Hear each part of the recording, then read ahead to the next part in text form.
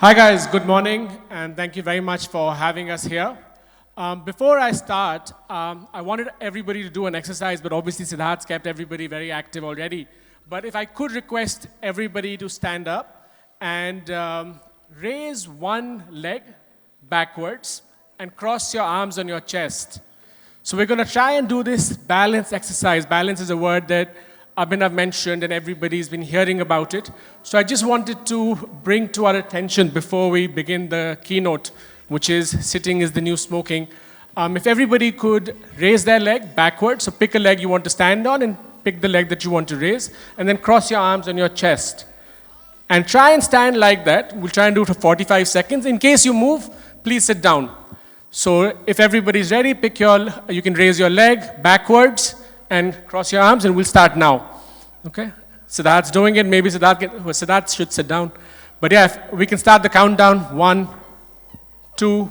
So if everybody's doing this, the idea to make you realize is that physical balance is something that people are struggling with. So I don't see anybody sitting right now, but I can see a lot of people moving. So if you are moving, please sit down.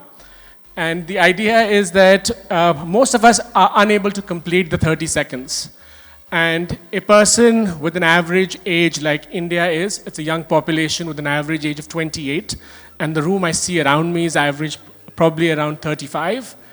You should be able to stand like that for at least a minute and a half. And the reason this is happening is because for some reason we have prioritized everything else but ourselves, and we only have one body and one mind. And WHO released a report. Please sit down, guys. Thank you. And WHO released a report called Sitting is the New Smoking. Sitting and physical inactivity kills about 3.2 million people globally. That is way more than smoking. And the smoking box comes with a warning sign. But inactivity just creeps up on you.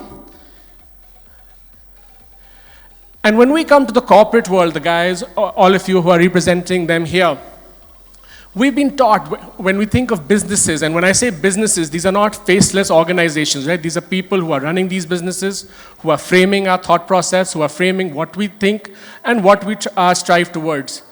How do we think about man and machine? When we buy a machine, when a corporate buys a machine, whether it is a manufacturing plant buying a large turbine or a boiler or a chimney or laptops or servers, we treat machines as assets. We think that we must get insurance for the machine in case something untoward happens. But to ensure that the machine is working productively, we get an annual maintenance contract. We get engineers and experts who run regular fitness checks. We give it downtime. But is that the way we treat our employees? We don't do any of this for our employees. All we do is give them insurance. And we say that in case you fall sick or you get hospitalized, then we will be there to financially support you. But everything else that is required to ensure that that very employee who takes all the decisions, are they productive? Are they happy? Are they physically fit? And that leads me to healthy who? Today, if you pick up the Economic Times or the Financial Times or the Wall Street Journal, you will see words like healthy financial statements, healthy gross margins, healthy profits, strong growth. But is that not what is supposed to be for the employee, the person who's delivering it? Is that not who we had to put first? And today, when we look at the basic mantra which people will discuss over the course of the next 2 days and have been popularizing, it is that we need to replace the I with the we.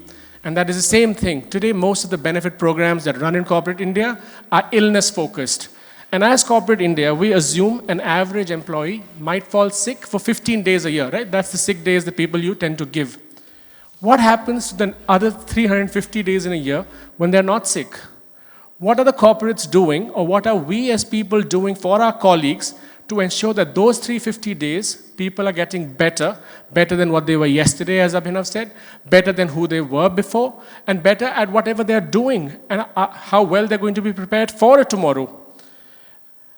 And this is something that a mindset shift was required. A mindset shift needed to take place, not just with corporate India, but also the biggest stakeholder in our economy, which is the government.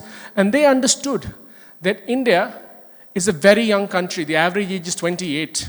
And we do not have the health infrastructure that if people fall sick, we cannot take care of them. The only way to protect what we are very proud of today, the demographic dividend, is to ensure they stay physically fit and mentally agile.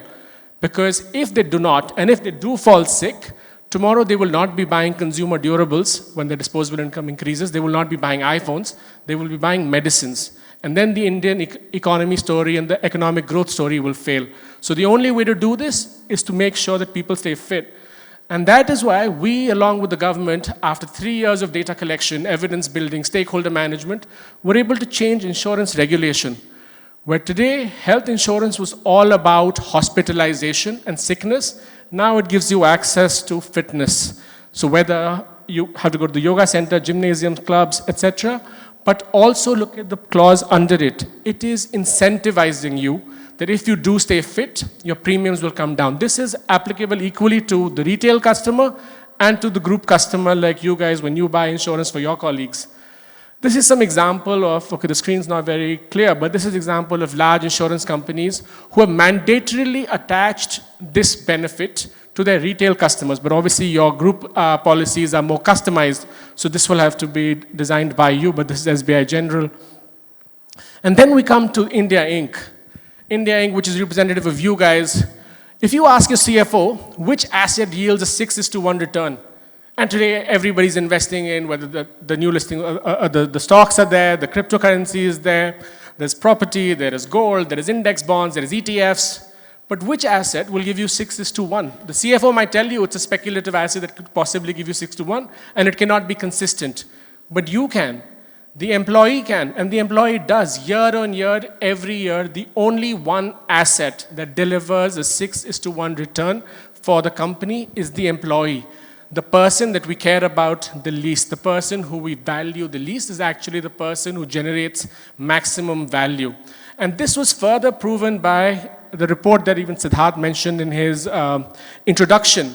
So Harvard Business Review conducted a research for 3 years across 22 industries. So from construction, like people like L&T, to technology companies like Google, to BPOs, to consultancies, to insurance companies, to manufacturing units. What they realized was it does not matter where the human being is deploying their skills.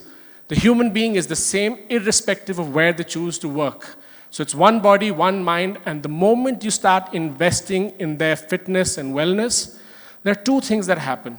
One, the sick days start reducing, which means absenteeism is going down, which means productivity is by default going up, which means motivation is higher, which also means your healthcare premiums are lower, your insurance premiums start becoming lower. Currently, most of the health insurance premium that gets priced in the country is based on what was your claims outgo last year. So if you had a high claims outgo, you get a loading this year. What does that mean? That we are unable to control what our claims outgo is. And is that not something that should be the KRA? That reduce the sick days for everybody around you. Make sure that the employee is fitter, stronger, better, more well-prepared for being leaders tomorrow, better prepared to take decisions tomorrow.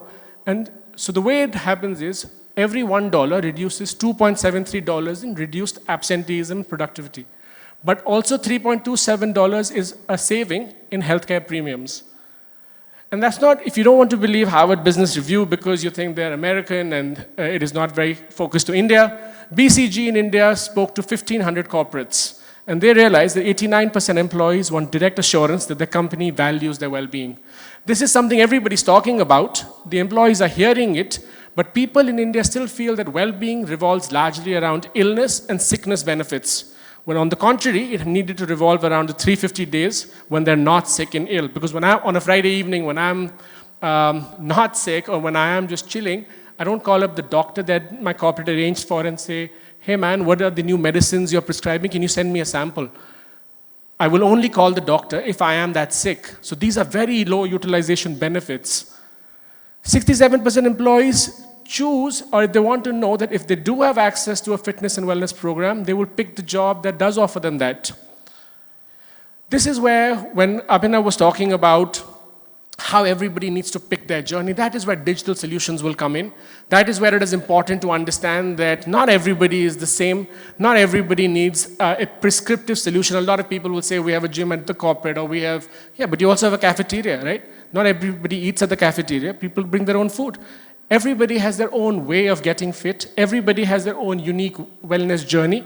And that can only happen at scale if you use digital solutions, and which the last 2 years have taught us, right? And a lot of people think wellness is only about the mind. And corporate HR and a lot of people that we speak to tend to, every time you ask them, what are you doing about the wellness for your employee? They will say, oh, we have a lot of sessions going on, or we give a lot of support for mental well-being. But if you do not have, if you remember your class 4 books, the first definition of health was a state of physical and mental well-being. So if you're not physically fit and basic activities are difficult for you, it's very difficult to be in a state of mind to be productive. And of course, we're going to be at the stall outside, so we'd love to come, and there are lots of ways that you can talk to us about, learn how we're solving this problem for lakhs of employees already in the country. And we're trusted by India's finest, and before I go, I've been asked to take a selfie with you guys, if you guys don't mind. And you guys can stand up one more time and cross your arms and just see if anything has transpired between the last 15 minutes and you're able to build a better balance for your body now and your mind tomorrow. Thank you very much.